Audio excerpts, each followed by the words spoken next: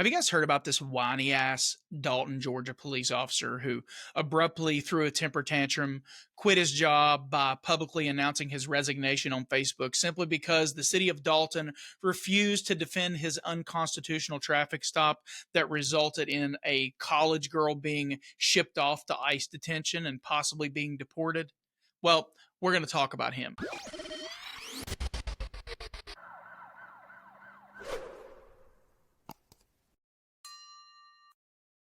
What's up, you guys? Welcome back to Southern Draw Law. My name is James White, criminal defense attorney, former prosecutor, former police officer. You have this young lady who is a college student, and she's driving a family member or friend of the family's vehicle. Her name is Jimena Arias Cristobal.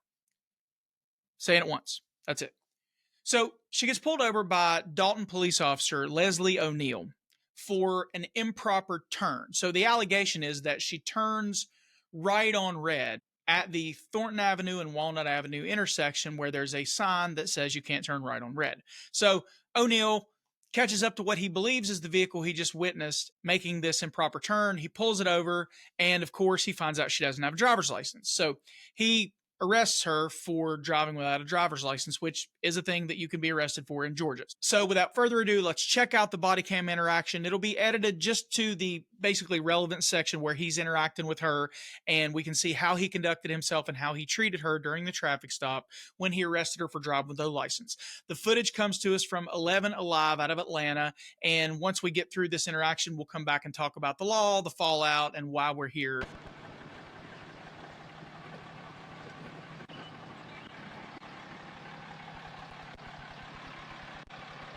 So, you said that you have an international driver's license, but you're not allowed to drive anymore? No, it's not that I'm not allowed to, it's just that my mom doesn't let me. Your mom doesn't let you drive? Everything that's happening to me said. Okay. But I had to bring this, and I have no. Where did you originally have a license from? What country? Mexico. Mexico? Okay. Where do you live? I live here in Dalton. What's the address? She's doesn't drive either. She gets brought to work by somebody. Okay. Why are you driving? I had to bring this. You had to bring this? Well, I didn't have to, but I wanted to do the person a favor. You wanted to do the person a favor? Yeah, they're at work. They got taken to work this morning by somebody. Okay. And they told me they need to get their truck somehow. And what's your date of birth? I have my student ID if that doesn't help. Let me see your student ID. It's in the back. I'm going to Go ahead. back. All right, back.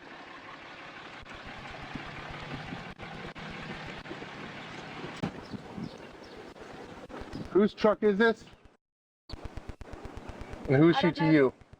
She's basically like an aunt to me. She's really close to my mom. All right. Where's she at? Work. Where does she work? I don't. You don't know? I just know her, but I don't know where she works with. Okay.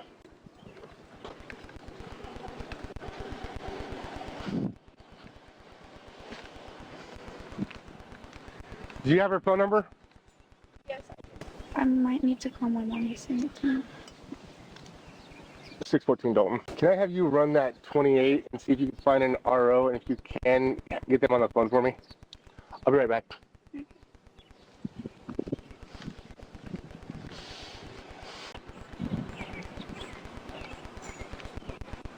Hey, call your mom and get the person's phone number. I got it. I called her while you were up. This is it.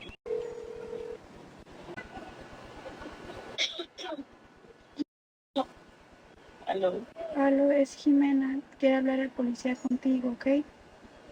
¿Él habla español? She's very limited Spanish. She's Puerto Rican. Put your mom on the phone. My mom doesn't speak any. She only understands it. Because of my sister. All right, do me a favor, open this window. Roll it up. Roll it up. And go ahead and step out when you're done.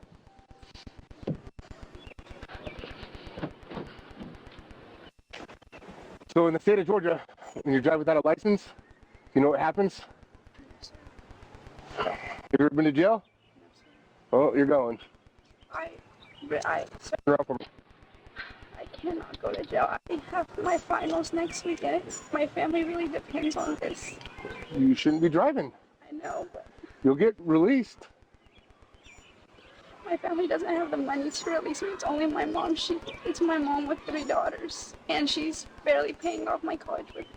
She's barely paying it off. I'm barely getting school here. I have no other way. You shouldn't be driving. I know. It was a one-time mistake. I never do this. All right, go ahead and turn around for me. You have to go to jail by the state of Georgia. Hands behind your back? Can I call my mom? Yeah, we'll call your mom.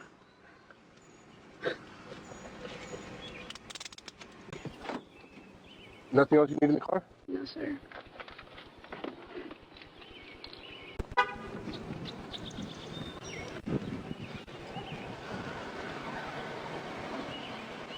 Come over here.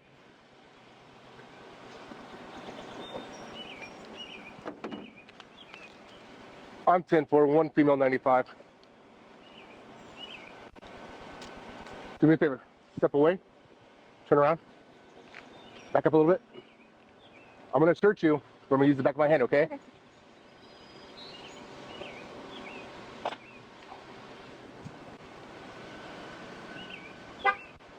All right, come over here.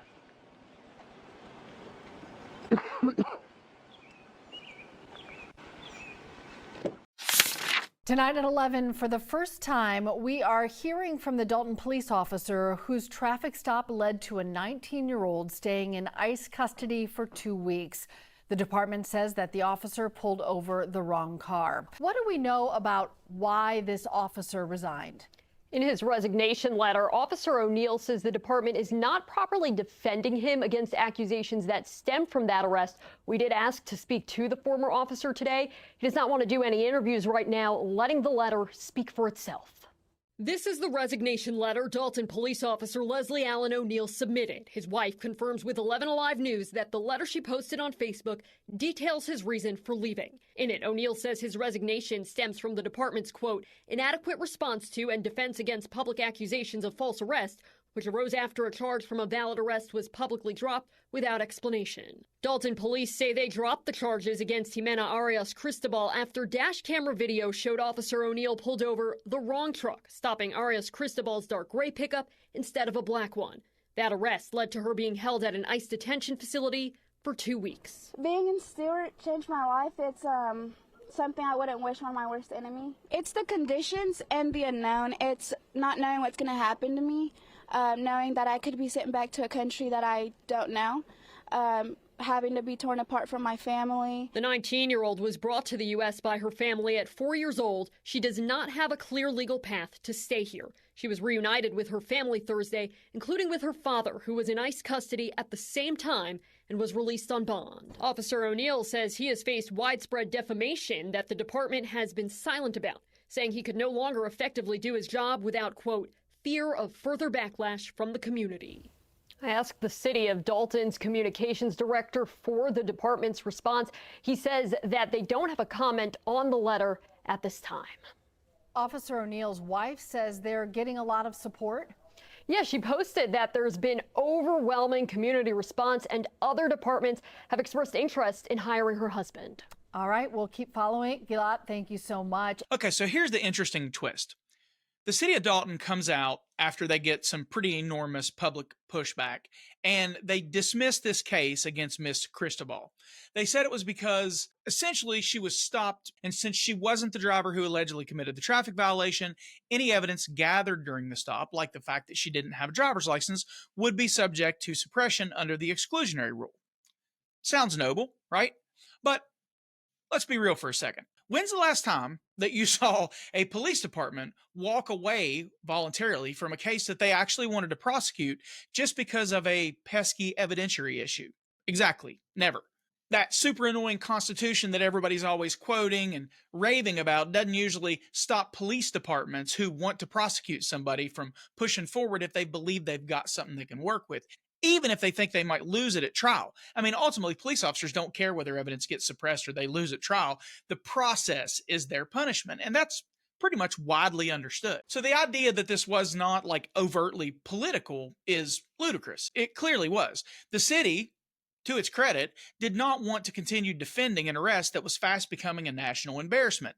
But that brings us to the real legal question, which is, would the evidence actually have been suppressed if the case had made it to court? I'll tell you up front that the answer is it probably would have been, but it's certainly worth slowing down and explaining why. And in order to properly explain it, we need to kind of walk through the dash cam as I explained to you what the city of Dalton said happened. All right, so according to the city of Dalton, their officer is positioned here in the parking lot. He observes a black truck going westbound on Walnut Avenue. That's this street here. Now, this truck is going to approach the intersection of Thornton Avenue. So we'll just slow down the camera here and we'll get a still shot of this truck going through. So here's the truck. It's a black, looks like a extended cab. It's not a crew cab. It's shorter in the back. I do have the benefit of having stopped the dash cam, not just watch this pass me in real time, but there's enough about this truck that does not look like her truck that this is not really a reasonable mistake in my opinion. But this is the truck. Black wheels, looks like a Ford F-150, extended cab, not crew cab, silver toolbox in the back. So apparently this officer, after observing this truck in this right-hand turn lane, sees it making a right turn on red. So I'm going to zoom in on the intersection here from Google Maps and show you that here at the intersection, this truck is westbound on Walnut Avenue. The intersection it's approaching is Thornton Avenue. And right here, I'll zoom in and show you that Thornton Avenue has a sign that says no right turn on red. So according to the city of Dalton, Officer O'Neill observes this truck make an unlawful right turn on red. But here's what happens. The truck turns, and then it goes on about its business, and Officer O'Neill gets stuck behind a couple cars at this light here on Thornton Avenue, and then like several vehicles end up turning left at this turn arrow, traveling eastbound on Walnut and turning onto Thornton Avenue. So there is Miss Cristobal's gray Ram truck. It's very clearly a crew cab truck. It very clearly is gray, not black. And it looks to me like it's lifted a little bit. It's got a silver bumper, which the other one doesn't have. Again, I have the benefit of stopping the video. It does not have a toolbox. And it's very clearly just not the same truck, right? So this truck gets on up the road, and then ultimately this light turns green, and Officer O'Neill is able to go. And Officer O'Neill goes on, and he's basically, according to him, he's looking for this truck as he turns right. And here's the weird thing. So he pulls up and he gets behind this black Ram truck, which probably he realized was not the truck that he was trying to stop because it was the last truck to turn off the light. So he probably knew that that wasn't the truck. But it looks to me like as he goes down this hill, in the very far distance, you can sort of see Cristobal's truck on the right-hand side. I'll put a little red mark over it here. Well, O'Neill decides that that is the truck that he's after, because apparently he didn't pay very close attention. But the funny part of this whole interaction is that as he moves to the right lane and goes behind, he passes the offending truck here. Very clearly, Ford F-150, all black, black rims, silver toolbox, black bumper. He passes that truck and goes over and pulls over Cristobal. So the question really is, as we step back and look at some of the case law and the legal framework, was this a reasonable mistake that would satisfy the good faith exception of Leon, and more significantly, the Heien versus North Carolina case? The courts have long recognized that officers can make mistakes, but not every mistake is forgiven, only those that are objectively reasonable. And the Supreme Court reaffirmed this in the Heien versus North Carolina case, where it held that a mistake of law could sometimes be reasonable enough to justify a stop. Remember, the facts in Heien are that the police officer stopped the car because it had one headlight out. And it turns out that the North Carolina code at the time only required one working headlight. And so the court said, well, his misinterpretation of the law was at least reasonable. He was stopping the car for defective equipment, and it was a reasonable mistake. But Heien sets a pretty high bar. For one, it's talking about the officer's interpretation of the law, right? And this case presents a mistake of fact. It's not a mistake of law. It's not a misunderstanding or a reasonable misunderstanding of the law. It's a factual mistake. This is not the vehicle that you just observed making an improper turn. So it's a mistake of fact, not a mistake of law. So that makes it a little bit different. And under the ruling in Heien, the mistake had to be reasonable under the circumstances. And that same bar applies to mistakes of fact, but a court would likely ask, was it objectively reasonable to believe that Cristobal's truck was the one that made the illegal turn? And that's where things kind of start to unravel, because the video shows no obvious basis for confusing the two vehicles. In fact, it's pretty damning that he passes the vehicle he's looking for in his attempt to overtake Cristobal.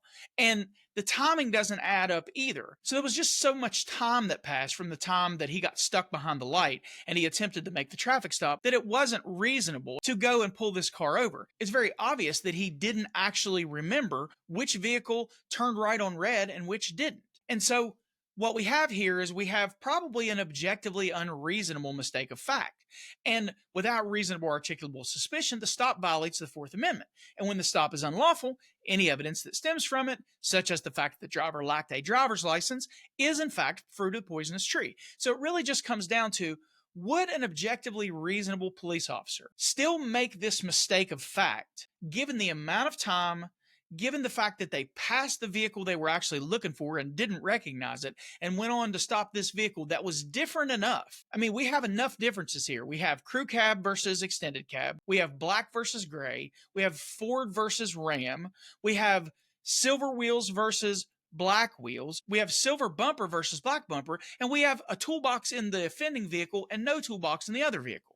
So there's enough wrong here, and there's enough period of time that passed that this was probably an objectively unreasonable traffic stop to make based on the officer's memory and their ability to distinguish this vehicle, especially when you have video evidence of him passing the actual vehicle on his way to stop this driver. So for that reason, I think it's very likely this case would have failed, and the city of Dalton handled it correctly.